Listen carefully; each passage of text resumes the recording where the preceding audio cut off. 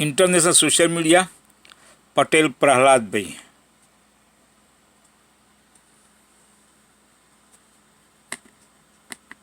फिर से मैं आप सभी के सामने उपस्थित हूँ बेहद महत्वपूर्ण टॉपिक के साथ। और आज हम बात करने वाले हैं कि राष्ट्रपति के ऊपर भी क्या मुकदमा दर्ज किया जा सकता है। हम आम इंसान जो है, नागरिक हैं, क्या राष्ट्रपति के खिलाफ सुप्रीम कोर्ट, हाई कोर्ट जा सकते हैं, उनके खिलाफ याचिका दायर कर सकते हैं। तो आज इसी के बारे में हम बात करने वाले हैं। ये पूरा टॉपिक हमारा पॉलिटी से जुड़ा हुआ है। पॉलिटी के पॉइंट ऑफ व्यू से ये बहुत ही ज्यादा महत्वपूर्ण हो जाता है। तो हम यहाँ पर राष्ट्रपति की शक्तियां, कार्यकाल, चुनाव कैसे होता है, पावर्स क्या हो जाती हैं, महाभियोग क्या होता है, इन सारी चीजों के बारे में यहाँ पर डिस्कस करने वाले हैं। वीडियो अंत तक जरूर देखिएगा, बहुत ही महत्वपूर्ण चीजें मैंने इसमें कवर करी है। ये वीडियो मैंने कहा था जैसे कि मैं लाइव पढ़ाऊंगी आप लोगों को 3:30 से 4 बजे के आसपास। तो इस लाइव को इस ये जो वीडियो है इसको हम प्रीमियर कर देंगे 3:30 से 4 बजे के आसपास, और आप लोग इस सभी जो वीडियो है उसको आराम से देख सकते हो। So this video is going to be a premiere video in 3:30 के आसपास। तो तभी आप मुझे देख रहे होंगे इस पर्टिकुलर टाइम पर। ठीक है, चलिए आगे आ जाते हैं, इसके बारे में समझते हैं। तो राष्ट्रपति के खिलाफ कैसे दर्ज होता है कोई मामला, जाने किसके पास ऐसा करने की ताकत होती है। क्या हम आम जनता जो है, हमारे आपके पास क्या ताकत है कि हम राष्ट्रपति के खिलाफ केस दर्ज कर सकते हैं। तो चलिए समझते हैं। भारत का जो राष्ट्रपति है वो गणराज्य के राष्ट्र प्रमुख होते हैं। फर्स्ट जो नागरिक है उसको बोला जाता है, प्रथम नागरिक बोला जाता है भारत का। ठीक है, वे देश के पहले नागरिक के साथ साथ भारतीय सशस्त्र बलों का सर्वोच्च कमांडर भी होता है। भारत का संविधान राष्ट्रपति को उनके अधिकारों का इस्तेमाल करने की जो शक्ति है वो प्रदान करता है। कैसे? सबसे इंपॉर्टेंट शक्ति इनके पास क्या हो जाती है? आपातकाल भी लगा सकते हैं, इमरजेंसी लगा सकते हैं। कब कब लगाएंगे ये भी मैं आपको बताऊंगी। साथ ही साथ ये क्षमा भी कर सकते हैं किसी अपराधी को। क्षमा की शक्ति इन्हें दी गई है, बहुत बड़ी पावर है ये। चलो आगे बात करते हैं इसमें। द्रौपदी मुर्मू इस वक्त देश की 15वीं राष्ट्रपति हो जाती हैं अगर मैं कहूं। लेकिन राष्ट्रपति अगर अपने पद पर रहते हुए कोई असंवैधानिक कार्य करता है तो क्या उस पर कोई कार्यवाही होगी? और अगर राष्ट्रपति के खिलाफ कोई मामला दर्ज करना है तो फिर वो कैसे होगा और किसके पास ऐसा करने की ताकत है? ये दो क्या है? क्वेश्चन है, और इन दोनों के आंसर हम आप डिस्कस करेंगे अब इसमें। देखिए, तो सबसे बड़ी बात कि अगर वो अपने पद पे है तो भाई कोई केस दर्ज नहीं होगा। ये पावर उसको कॉन्स्टिट्यूशन से मिलती है, नहीं किया जा सकता है केस दर्ज। कैसे? चलिए समझिए। राष्ट्रपति को अनुच्छेद 361 के तहत उनके कार्यकाल के दौरान ना तो कोई आपराधिक मामला दर्ज होगा, कोई किसी भी तरीके का मामला दर्ज नहीं हो सकता है, और ना ही उनको गिरफ्तार किया जा सकता है। विशेषाधिकार, सुपर पावर कह सकते हो, इनके पास ये वाली है कि नहीं कर सकता है कोई भी उनको गिरफ्तार उनके पद पे रहते हो, और ना ही उनके पद जिस समय वो पद पे हैं उस समय उनके ऊपर कोई कार्यवाही की जा सकती है। राइट, आगे आते हैं। भारत का संविधान जो है ऐसे करने की अनुमति ही नहीं देता है। लेकिन जैसे हमने देखा कि उन्होंने कोई गलत काम किया है, असंवैधानिक काम किया है, और तो क्या हम उन्हें ऐसे जाने देंगे? तो नहीं। यदि वो किसी असंवैधानिक प्रक्रिया के हिस्सेदार रही है या संविधान के नियमों को उन्होंने तोड़ा है तो होगा ये कि तब भी देश के राष्ट्रपति को सीधे तौर पर गिरफ्तार नहीं किया जाएगा और ना ही सीधा मुकदमा दर्ज किया जाएगा। इसके लिए सबसे पहले राष्ट्रपति के ऊपर महाभियोग चला करके उसको राष्ट्रपति के पद से निष्कासित किया जाएगा। महाभियोग का प्रोसेस चलेगा, पहले पद से निष्कासित होगा, उसके बाद उसके ऊपर मुकदमा दर्ज होगा, उसके बाद न्यायिक कार्यवाही शुरू होगी, उसके बाद सुनवाइयां होंगी, उसके बाद जो सजा का प्रावधान है वो दिया जाएगा। इसके बाद उनके ऊपर मुकदमा चला करके उनको गिरफ्तार किया जा सकता है। लेकिन जब तक वो पद पे है, मुद्दा ये है, आपसे क्वेश्चन पूछा गया है पद पे रहते हुए कार्रवाई हो सकती है, आपको कहना है नहीं हो सकती है। जब तक पद पे है नहीं होगी। पद से हटाने के लिए क्या करना पड़ेगा? महाभियोग चलाना पड़ेगा। उसके लिए क्या प्रोसेस है वो मैं आपको बताऊंगी, सिंपल। ठीक है, चलो आगे आते हैं। पद पे रहते हुए आपराधिक कार्यवाही से मुक्त होते हैं राष्ट्रपति। देश में जो राष्ट्रपति है और जो राज्यपाल है, ये दो लोगों के पास सुपर पावर है। राष्ट्रपति और राज्यपाल अपने पद पे हैं, कोई कार्यवाही नहीं होगी, महाभियोग से हटाया जाएगा। ठीक है, उनकी गिरफ्तारी नहीं हो सकती। कोई भी कार्रवाई तभी शुरू की जा सकती है जब उनको उनके पद से हटा दिया जाए, या फिर वो खुद छोड़ दें, या फिर वो इस्तीफा दे दे। Then it is going to be possible. राष्ट्रपति के आचरण की समीक्षा किसी न्यायालय, अधिकरण या निकाय के द्वारा की जा सकेगी, जिसे अनुच्छेद 61 के अधीन किसी आरोप के अन्वेषण के लिए संसद के किसी सदन द्वारा नियुक्त किया गया हो। भारत का राष्ट्रपति, अब मैंने इसमें सारी छोटी से छोटी जो डिटेल है राष्ट्रपति की वो इसमें आप लोगों के लिए रख दी है। ठीक है, तो चलिए आ जाते हैं सबसे पहले राष्ट्रपति का चुनाव। बात करते हैं किसमें आता है? अनुच्छेद 54 में आते हैं। राष्ट्रपति का चुनाव एक निर्वाचन मंडल के सदस्यों द्वारा किया जाता है, जिसमें शामिल होंगे, कौन कौन शामिल होंगे, तो संसद के दोनों सदनों के निर्वाचित सदस्य और राज्यों की विधानसभाओं से निर्वाचित सदस्य, ये शामिल होंगे और ये राष्ट्रपति के चुनाव के लिए मत देंगे।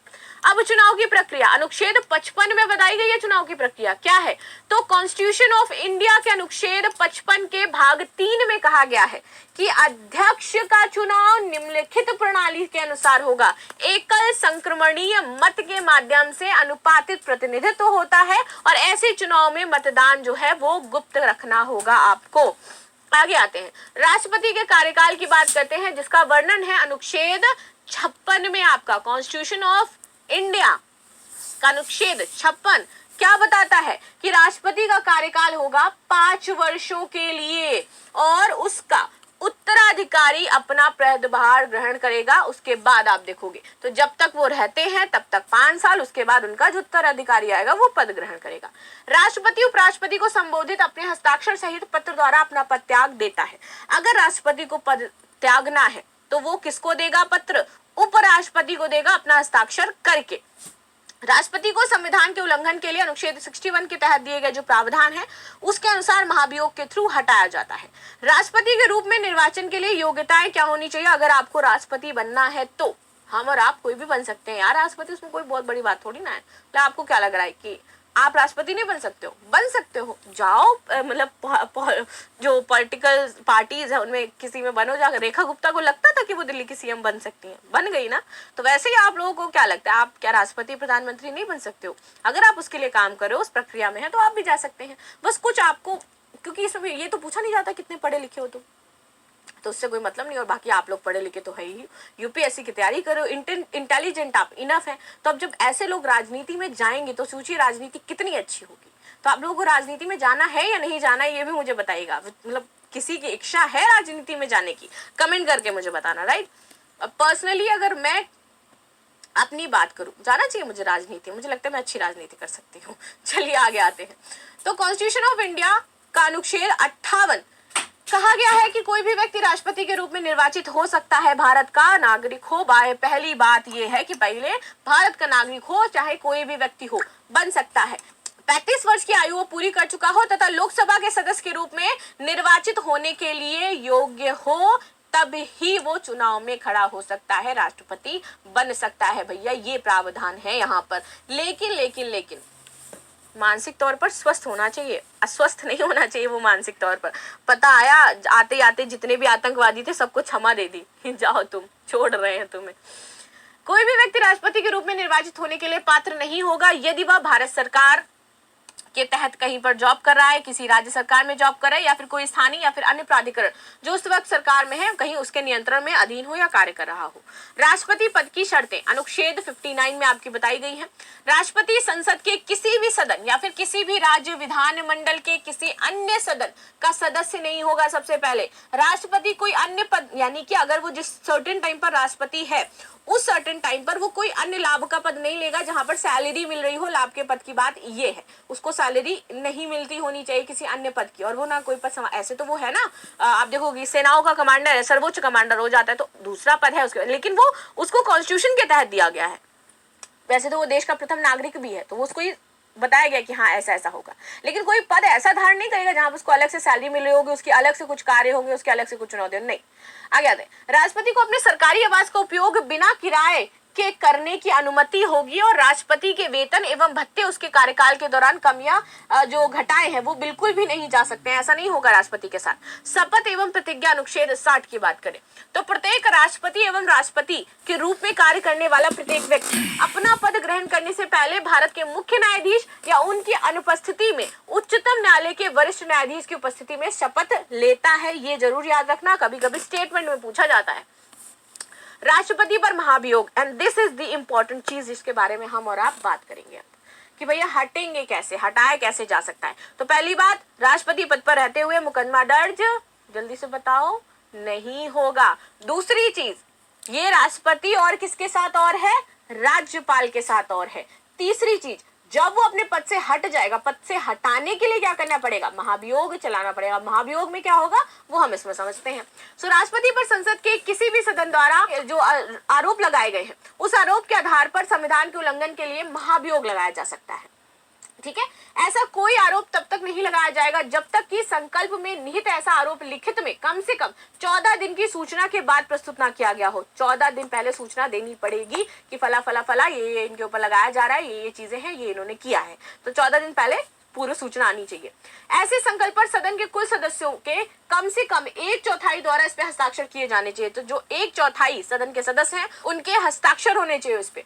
ऐसे संकल्प को सदन की कुल सदस्यता में कम से कम 2/3 बहुमत द्वारा इसको पारित किया जाएगा। अब 2/3 बहुमत चाहिए, इधर आओ पहले। 1/4 क्या होनी चाहिए, इस पे हस्ताक्षर होने चाहिए। ये जो आएगा जिसपे लिखा होगा पेपर में उस पे सदन के 1/4 लोगों के हस्ताक्षर और पेश किया जाना है, तो 2/3 बहुमत से ये पारित होगा। जब संसद में किसी भी सदन द्वारा आरोप लगाया जाता है तो दूसरा सदन आरोप की पहले जांच करेगा कि राज्यसभा ने लगाया है, लोकसभा ने लगाया। अगर लोकसभा ने लगाया है तो राज्यसभा जांच करेगा, राज्यसभा ने लगाया तो लोकसभा जांच करेगा। ठीक है, आगे आओ। बिल्कुल ऐसे स्ट्रिक्टली मैं पूछ रही हूँ, ठीक है कि नहीं है। राष्ट्रपति को ऐसी जांच में उपस्थित होने एवं प्रतिनिधित्व करने का अधिकार होगा। तो प्रॉपर अपना पक्ष रखने का अधिकार है राष्ट्रपति को भाई। हाँ, अब जब न्यायिक प्रक्रिया चलती है तो वकील दोनों साइड के होते हैं ना, जिसने अपराध किया उस साइड के भी होते हैं। वो कहते हैं कि भले तुमने मर्डर किया लेकिन हम मानेंगे नहीं तुमने मर्डर किया है। वो उसको बचाने, मर्डर को बचाने के लिए भी होता है ना, उसका पक्ष रखने के लिए क्यों मर्डर किया गया है। वो उधर होता है दूसरा जिसके साथ होता है विक्टिम। तो यहाँ पर है कि वो पूरी तरह से जांच में उपस्थित होंगी, अपना पक्ष रखेंगी। आरोपी जितने भी आरोप हैं उनकी जांच करने वाला जब सदन है, जब 2/3 बहुमत से प्रस्ताव पारित करता है तथा आरोपों को यथावत बनाए रखता है, तो इसका परिणाम ये होता है कि राष्ट्रपति प्रस्ताव पारित होने की तिथि से अपने पद से हट जाता है। जिस दिन से आएगा द डेट, जिस दिन ये आपका पारित हुआ प्रस्ताव 2/3 बहुमत से, उस दिन से वो राष्ट्रपति नहीं रह गया, वहां से खत्म चीजें। Shopify has आ गया, पद से रिक्त हो गया। फिर क्या हो, तो 6 महीने का समय है। अनुच्छेद 62 अब क्या कहता है, अनुच्छेद 62 कहता है कि समय रहते आपको क्या करना है, चुनाव करानी है। और ये आपके किस में आता है, अनुच्छेद 62 में आ जाता है। तो देखो, रिक्त को भरने के लिए चुनाव राष्ट्रपति के कार्यकाल समाप्त होने से पहले पूरा करना होगा। राष्ट्रपति की मृत्यु हो जाए, त्यागपत्र दे दे या तो पद से हट जाए, इसके कारण जो रिक्त पद होगा उसके लिए चुनाव शीघ्रता से होंगे और चुनाव रिक्त की तिथि से 6 महीने के अंदर आयोजित करने होंगे। जिस दिन से वो हटा है उससे 6 महीने के भीतर चुनाव होने चाहिए। ये डेट टाइम लिमिट है। राष्ट्रपति की शक्तियां, कार्यकारी शक्ति अनुच्छेद 53 में कहा गया है, संघ की सभी कार्यकारी शक्ति भारत के राष्ट्रपति के हाथ में होती है। राष्ट्रपति राज्य के सभी सशस्त्र बलों का सर्वोच्च कमांडर होता है। विधायी शक्ति इसकी क्या है, अनुच्छेद 79 कहता है राष्ट्रपति लोकसभा और राज्यसभा के साथ संसद का भाग है राष्ट्रपति भाग। अगर पूछा जाए आपसे है या नहीं है, तो आर्टिकल 79 कहता है कि राष्ट्रपति लोकसभा राज्यसभा के साथ संसद का भाग है। आगे आते हैं, अनुच्छेद 85, राष्ट्रपति समय समय पर संसद को समन कर सकता है। अधिकार है राष्ट्रपति के पास। कार्यकारी विधायी शक्तियां ये जो है, ये विधायी शक्तियां इसके पास हो जाती हैं। 17 भाषण कर सकता है और लोकसभा को भंग भी कर सकता है।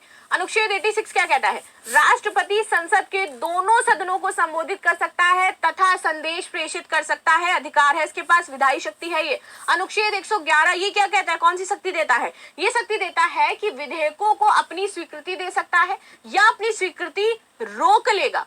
विधेयक को पुनर्विचार के लिए सदन में भेज देगा या फिर स्वीकृति मिलते ही वे विधेयक के रूप में परिणत हो जाएंगे। अनुच्छेद 123 क्या कहता है कि अगर संसद के सत्र में नहीं है तो अध्यादेश ही जारी करेगा, जिसका संसद द्वारा जो पारित विधियां हैं उसके समान ही बल और प्रभाव होगा। ठीक है, आगे आ जाते हैं। क्षमादान की शक्ति, सबसे बड़ी शक्ति अगर मैं कह सकती हूँ इसे तो वाकई होने वाली है ये कि अपराधियों को क्षमा कर सकता है। इसके पास क्षमा, विलंब, राहत, दंड में छूट देना, ये सभी शक्तियां इसके पास होती हैं। ये होती हैं आर्टिकल 72 के तहत।